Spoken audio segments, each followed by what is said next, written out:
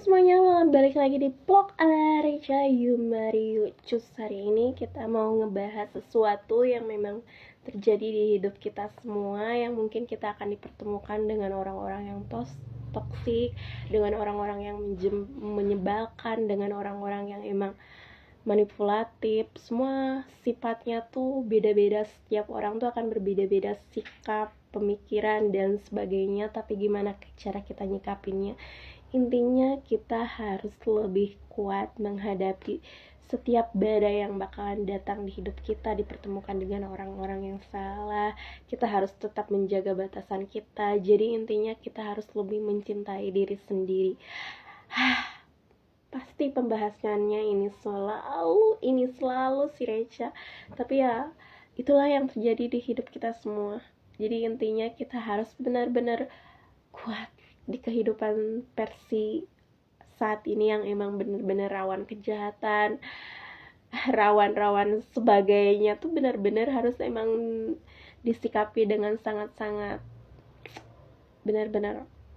Ya Allah, apalagi di tahun-tahun ini buat hidup aku sendiri, ujiannya banyak, Masya Allah, ujiannya banyak sekali. Yang kadang aku ngerasa kayak jatuh bangun, ngerasa kayak diri aku kayak gak pantas. Tapi lagi-lagi aku punya sahabat yang memang benar baik banget, yang selalu bilang kayak dibalik semua ujian hidup pasti ada hikmahnya, anggap itu jadi pelebur dosa kamu di dunia. Jadi ketika aku nangis sendirian, ketika aku nyembuhin luka batin sendirian, intinya kita melepaskan unek-unek kesedihan luka batin kita tuh perlu, karena kita butuh yang namanya ruangan privasi sendiri, butuh yang namanya ruangan untuk menyembuhkan hati kita sendiri. Jadi kalau bukan kita yang menyembuhkan luka batin itu, siapa lagi? Orang bakalan bahagia ngelihat kita itu di postingan WA atau apapun itu dengan keadaan yang terpuruk.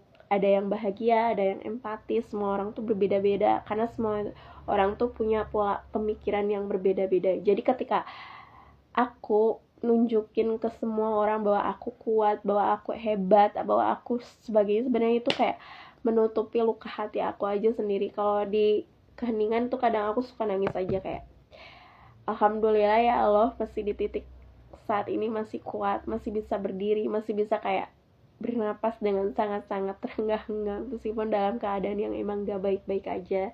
Jadi intinya ketika tahun ini badainya kencang banget, badainya, aku selalu kayak ngeyakinin diri aku hebat di versi saat ini, meskipun aku udah gak bisa berkata apa-apapun lagi.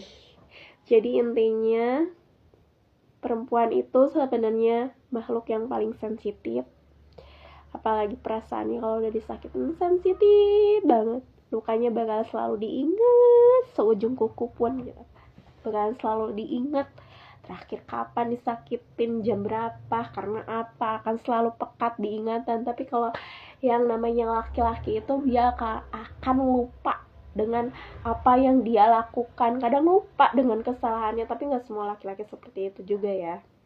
Jadi intinya tahun ini tuh tahun yang benar-benar apa ya, kenapa kok bisa gini, kenapa kok hidup berantakan, kenapa kok ini gak sesuai planning. Itu bakalan terjadi setiap orang tuh di tahun sebelumnya atau tahun sekarang dan tahun yang akan datang. Kita gak pernah tahu rencana Allah seperti apa. Tapi aku berusaha untuk kuat jadi perempuan meskipun dalamnya emang berantakan. Cuma kenapa aku bisa fokus ke kamera, bicara lantang banget, bicara seolah-olah gak ada beban, padahal pemikiran tuh numpuk, kadang nangis sendirian.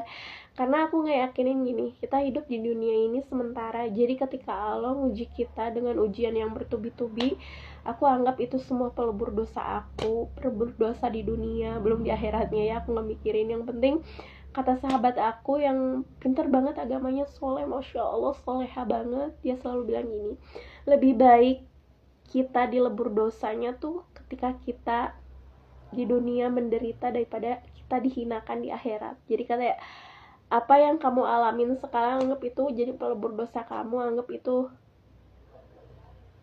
sebuah bahwa Allah tuh kayak masih sayang lo sama kamu. Jadi kayak ketika orang lain bilang kamu gini, kamu gitu. Aku nggak mau denger apapun, karena kita sebagai seseorang yang ngalamin luka batinnya lebih dahsyat, yang ujiannya lebih dahsyat lagi, kita yang lebih tahu diri kita dibandingkan orang lain. Jadi kalian stop mendengarkan apapun, kata-kata negatif apapun dari orang-orang yang emang kayak nggak bisa nyembuhin luka batin kalian, malah ngedorong kalian ke jurang. Lebih baik kalian menjaga kewarasan kalian, menjaga hati kalian, jadi menghindari orang-orang toksik. Biar kenapa? Biar mental kalian dan hati kalian sehat. Jadi buat teman-teman semua yang ngalamin kayak ekonominya lagi berantakan, asmaranya lagi nggak baik-baik, ayo go, kalian harus semangat, harus kuat, harus tegak. Aduh, ada insiden kursi yang bergoyang, bergetar. Jadi ya segitu aja sih vlog hari ini. Jadi kalian harus semangat, harus kuat. Kalian bisa ngelewatin semua ujiannya tanpa kalian harus nyakitin orang lain, tanpa kalian harus jatuhin orang lain. Kalian ngalamin luka kalian sendiri, kalian nyembuhin luka kalian sendiri. Kalian bisa bangkit satu langkah dari orang yang udah nyakitin kalian. Kalian hebat. Jadi kalian tetap semangat di 2026 ini. Dengan segala ujian yang kalian lalui, tetap kalian harus jadi diri kalian yang versi yang lebih baik lagi. Bye. Sekian, makasih vlognya. Assalamualaikum. Bye-bye.